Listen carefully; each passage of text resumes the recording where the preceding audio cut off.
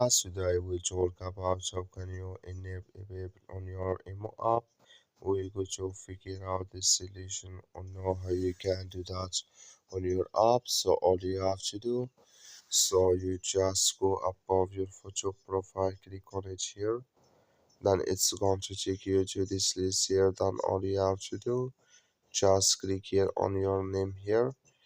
So then it's going to take you to this list here. Then all you have to do, so you just sorry, we'll go back. You can when you come to this list here, you click here on Ibubble here, click on it here. So then it's going to take you to this list. Then all you have to do, just come here to Ibubble here, click in this sign. Then like you see, you click here on settings here. So then you come to this list, just click here on so you go to emo here. So you're looking for emo here. So when you just find here emo, you enable it. So I'm going just to search for it. I'm going to add here emo. Then you click in this sign. So when you go back, you will find it enabled with us now here, enabled here.